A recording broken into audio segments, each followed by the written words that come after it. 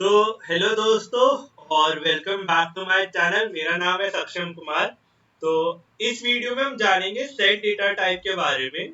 जो जैसे कि अभी हमने देखा था लिस्ट डेटा टाइप के बारे में, तो वैसे ही सेट भी एक तरीके का लिस्ट ही होता है जिसमें मल्टीपल डेटा स्टोर कर सकते हैं। बट इसकी कुछ प्रॉपर्टीज होती हैं, जो तीन मेजर प्रॉपर्टीज होती है जिससे ये अलग हो जाता है हमारे लिस्ट से। तो पहली प्रॉपर्टी ये होती है कि जो हमारा सेट होता है वो अनऑर्डर्ड होता है, इसमें ये इंडेक्सिंग नहीं होती और इसमें ना आप जब भी आउटपुट लोगे अलग ऑर्डर में आएगा, एक स्पेसिफिक ऑर्डर में नहीं आता। तो अब ये आप सोचोगे कि लिस्ट बेटर है, नहीं, इसके और फायदे नहीं है। एक तो इसमें अनचेंजेबल होता है कि मतलब आप जैसे लिस्ट में क्या एक फंक्शनलिटी होती है कि आप रिप्लेस भी कर सकते हो, कि अगर वन है, वन को टू से रिप्लेस कर दिया। बट सेट में क्या होता है ना, ये अनचेंजेबल है, तो इसलिए सेट में आप चेंज कर सकते हैं, आप ऐड कर सकते हो या फिर उसे ड्रॉप कर सकते हो। जैसे आगे फ्यूचर में जब हम पढ़ेंगे तो हम अब इम्यूटेबल डेटा फ्रेम्स के बारे में भी पढ़ेंगे, मतलब ये बहुत आगे की बात है।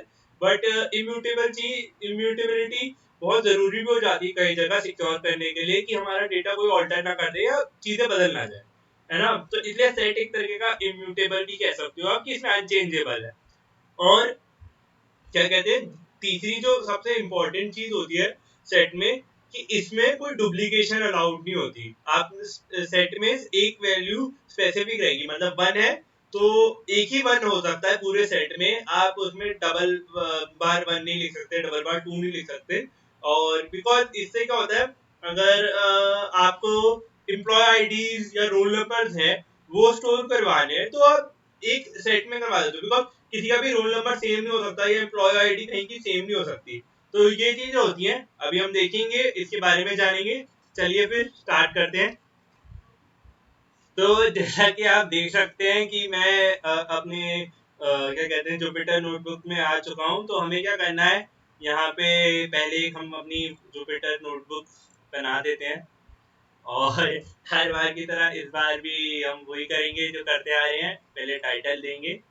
और इस बार हम क्या पढ़ रहे हैं, सेट।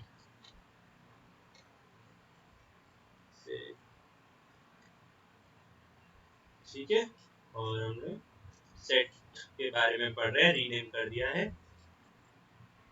तो दोस्तों जैसे कि सेट डिक्लेयर करने का तरीका ये होता है कि आप अगर एक सेट के हम वेरिएबल डिक्लेयर कर दें, तो जैसे लिस्ट में तो हम ये ब्रैकेट यूज कर देते हैं, स्क्वायर ब्रैकेट्स, बट इसमें क्या होता है, हमें कर्ली ब्रैकेट्स यूज करने होते हैं। और मैं सेट में ना फ्रूट्स के नाम दे देता हूँ। तो हमें ना ऐसे एप्पल, और उसके बाद बनाना, और क्या कहते हैं, मैंगो।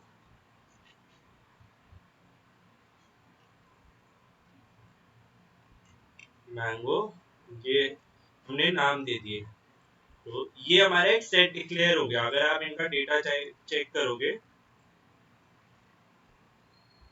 तो अगर टाइप ऑफ सेट डिक्लेयर करते हैं तो आप देखोगे सेट आ रहा है ना।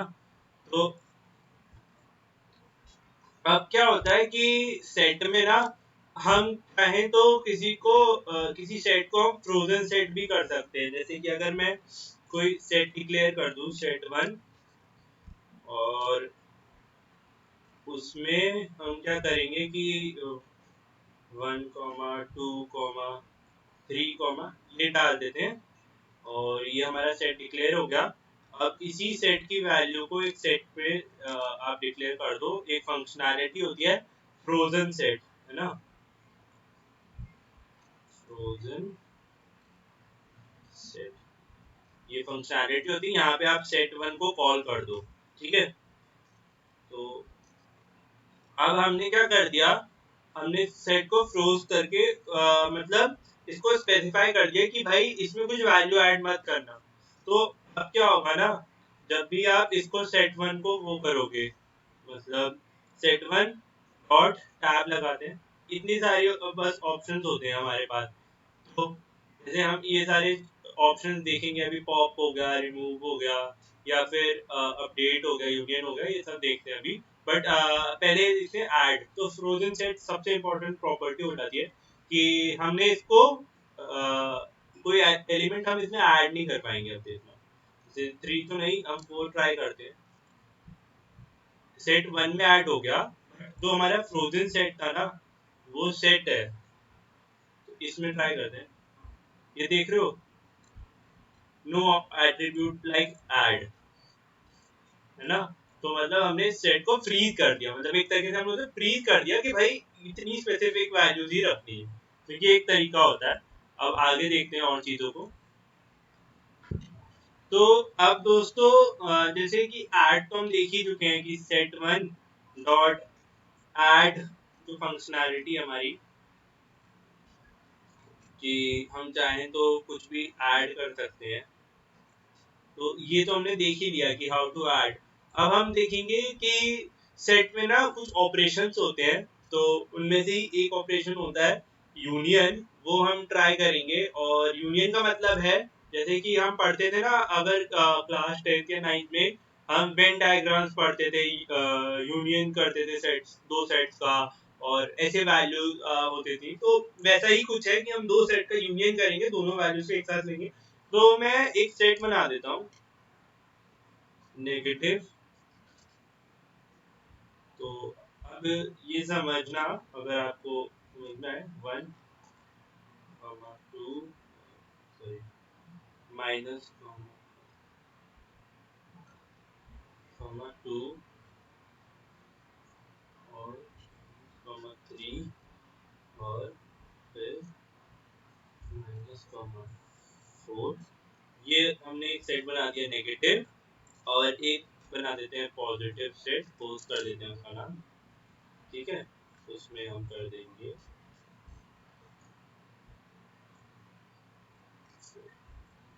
ठीक है। ये दो सेट कर दिए, और एक सेट और बना देते हैं, चलो। अब एक सेट, इन दोनों सेट को अगर हम वो कर देते हैं, जैसे इसमें जीरो डाल देते हैं, ठीक है, ये हमारा सेट बन गए। अब एक सेट अगर हम इनका यूनियन कर देंगे, तो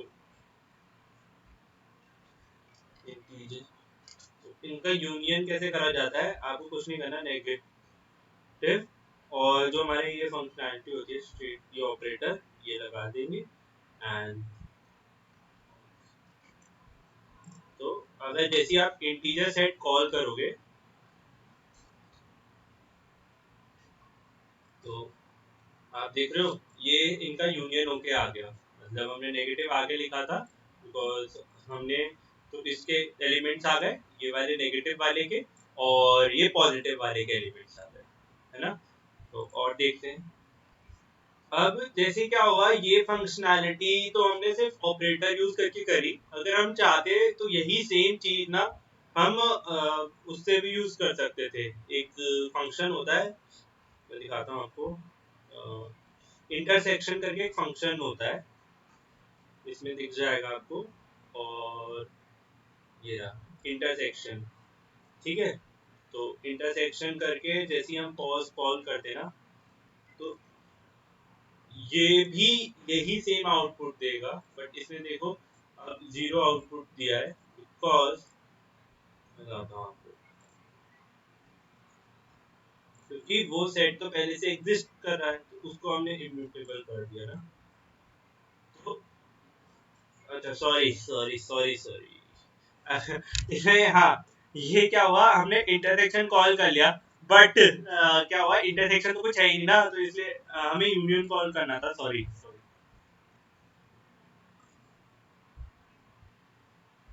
ये रहा यूनियन, है ना। जब हम यूनियन कॉल करेंगे और इसी सेट को कॉल करेंगे, तो आ गया यूनियन। सॉरी, वो इंटरसेक्शन का भी आपको एक एग्जांपल से समझाता हूँ कि इंटरसेक्शन कैसे करते हैं। अब दो सेट ले लो, एक सेट ले लो S1, और इसमें क्या करो, नंबर ऐड करवा देते हैं, 1, 2, 3, 4, 5, 6, 7, 8। और दूसरा सेट बना देते हैं S2, और इन दोनों सेट में हम ऐड करवा देते हैं, इसमें नंबर ऐड करवा देते हैं 4 से लेके 7 तक, ठीक है। 4, 5,6,7,8। ठीक है, तो ये हमने एक दो सेट डिक्लेयर कर दिए। अब अगर इन दोनों सेट का इंटरसेक्शन करना है तो इनका इंटरसेक्शन हम कॉल करवा लेते हैं S3 में। ठीक है, S3 में ही हम इन दोनों सेट का इंटरसेक्शन कॉल करवाएंगे। तो इनके दो तरीके होते हैं, एक तो आप होता है S1, और ये हमारा जो एंड ऑपरेटर होता है ना, यही आप यूज कर सकते हो। हाँ, एंड ऑपरेटर यूज करके और यहाँ पे कॉल करवा लो S2। ठीक है, S2 कॉल करवा लो। ठीक, तो अब जैसे ही इनको कॉल करवाएंगे तो आप देखोगे S3 में कुछ S3 में जो हुआ है, जैसे ही S3 कॉल करोगे तो इसने इनके इंटरसेक्शन बता दिया कि ये सेम वैल्यूज एग्जिस्ट करती है। बट इसी का एक सिमिलर तरीका ये भी होता है कि डॉट फंक्शनैलिटी होती है, क्या कहते हैं, इंटरसेक्शन की,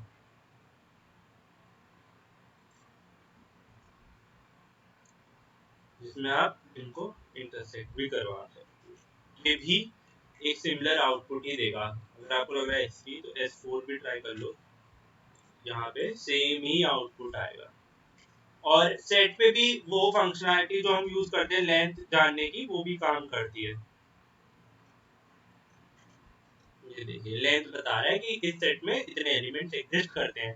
और सेट में आप चाहें तो जरूरी नहीं कि आप सिर्फ इंट वैल्यूज दी, जैसे हमने यहाँ पे देखा था स्ट्रिंग वैल्यूज भी ले सकते हैं, है ना। तो और चीजें देखते हैं आगे।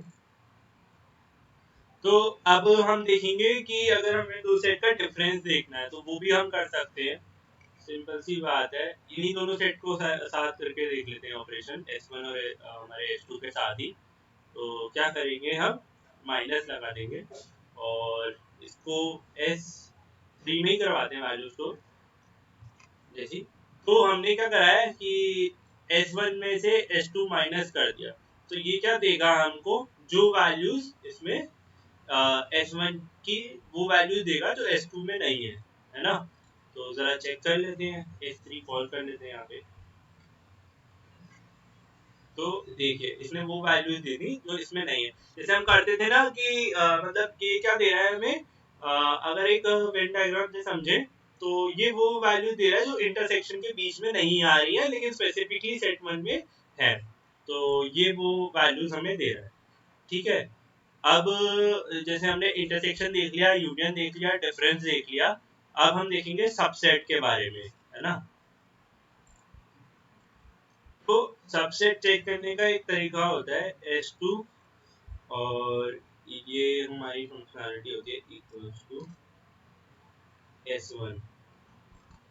इसने ट्रू बताया, तो ये कंडीशन लगा के आप चेक कर सकते हो कि क्या जो हमारा ये S2 है ये सबसेट है S1 का। मतलब सबसेट का मतलब होता है कि वो एक सेट के अंदर का ही सेट है, मतलब उसके जो एलिमेंट्स हैं वो उस बड़े वाले सेट पे भी एग्जिस्ट कर रहे हैं। तो ये एक तरीका होता है सबसेट जानने का।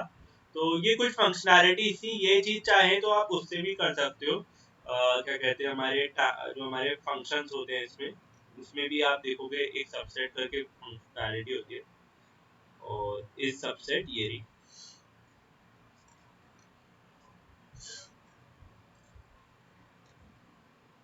ठीक है, तो अगर आप ये करोगे तब भी वो ट्रू ही दे रहा है कि आप चेक कर रहे हो कि S2 हमारे उसका सबसेट है नहीं। तो ये कुछ बेसिक से ऑपरेशन थे सेट के। तो मैं आशा करता हूँ आपको ये वीडियो पसंद आई होगी। तो चैनल को लाइक शेयर और सब्सक्राइब करिएगा। तो फिर मैं आशा करता हूँ फिर आपको वीडियो बहुत पसंद आई हो और काफी लर्निंग हुई हो आपकी। और कुछ ऑपरेशन जो होते हैं ना इसमें, जैसे सिमिलर ही होते हैं, मतलब लिस्ट में करते हैं, तो मैं चाहूंगा आप खुद भी एक्सप्लोर करिए। और अगली वीडियो जो होगी हम एक प्रैक्टिस करेंगे सेट्स और लिस्ट के क्वेश्चन पे, तो जिससे और आपका कॉन्सेप्ट क्लियर हो जाएगा। तो चलिए फिर मिलते हैं अगली वीडियो में। चैनल को लाइक शेयर सब्सक्राइब करिएगा। Thank you for watching my video.